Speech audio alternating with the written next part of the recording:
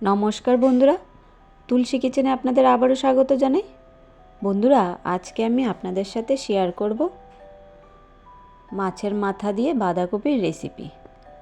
আর এই কাতলা মাছের মাথা দিয়ে বাঁধাকপির রেসিপিটা এই শীতের মরশুমে প্রায় বিয়েবাড়িতে হয়ে থাকে। তো চলুন দেখে নিই এটা কিভাবে করতে হয়। আর এই রেসিপিটা করার জন্য আমি এখানে একটা মিডিয়াম সাইজ বাঁধাকপি নিয়ে নিচ্ছি, আর এটাকে আমি এরকম করে কুচি করে কেটে নিচ্ছি।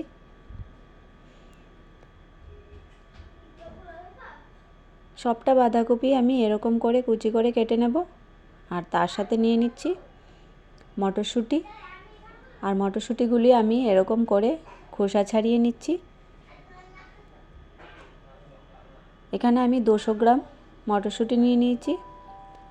তার সাথে নিয়ে নিলাম একটা বড় সাইজের টমেটো, আর টমেটোগুলো আমি এরকম করে ছোট ছোট করে টুকরো করে নিচ্ছি। আর এর সাথে নিয়ে নেব দুটো আলু। আলুটাকেও আমি খোসা ছাড়িয়ে এরকম করে ছোট ছোট করে টুকরো করে নিচ্ছি।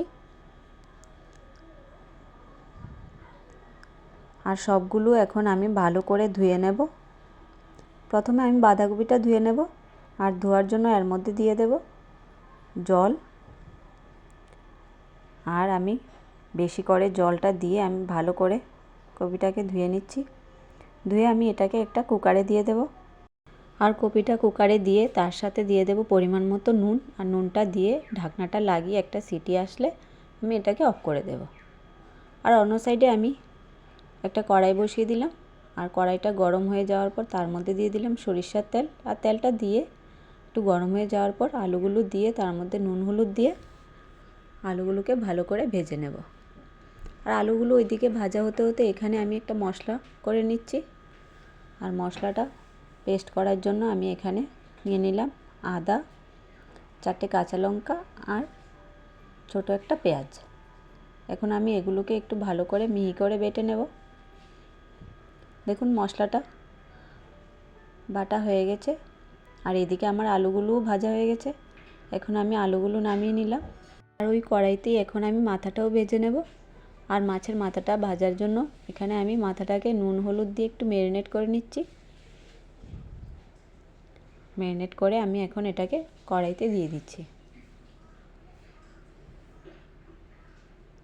দেখুন মাথাটা খুব সুন্দর করে ভাজা হয়ে গেছে। এখন আমি এটাকেও তুলে নিলাম একটা প্লেটে। আর এখন ওই কড়াইতে দিয়ে দেব পরিমাণ মতো সরিষার তেল।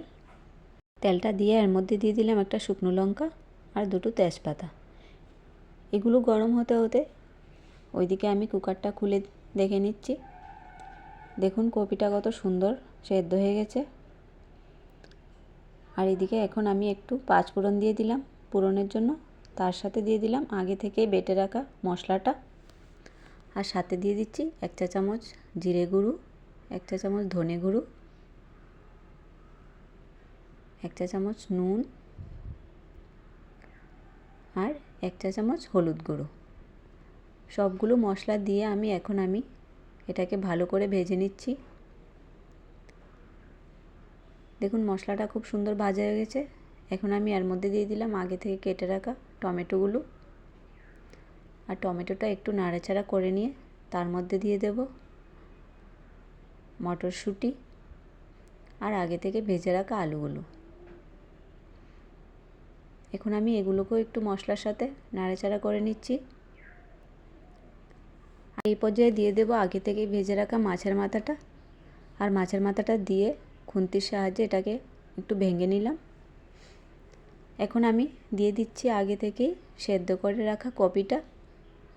আর এই বাঁধাকপিটা দিয়ে আমি এখন ততক্ষণ ভেজে নেব যতক্ষণ না এই কপির থেকে জলটা শুকিয়ে যাচ্ছে।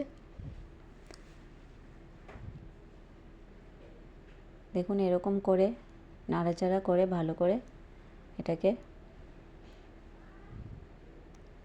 ছড়িয়ে দিয়েছি। দেখুন কত সুন্দর ভাজা হয়ে গেছে এদিকে এখন। আর কপির কালারটাও কত সুন্দর দেখাচ্ছে। দেখুন কপিটা অলমোস্ট হয়ে এসেছে। আর এখন আমি দিয়ে দিলাম এর মধ্যে 1 চা চামচ গরম মশলা। আর গরম মশলাটা দিয়ে একটু নাড়াচাড়া করে নিয়ে তার মধ্যে দিয়ে দিলাম কিছু ধনেপাতা কুচি। দেখুন কপিটা দেখতে কত সুন্দর লাগছে, আর এটা দেখতে যতটাই সুন্দর খেতেও খুব দারুণ হয়। আর এরকম একটা বাঁধাকপির রেসিপি দিয়ে ভাত কিংবা রুটি খেতে খুবই দারুণ লাগে বন্ধুরা। আপনারাও বাড়িতে ট্রাই করে দেখবেন।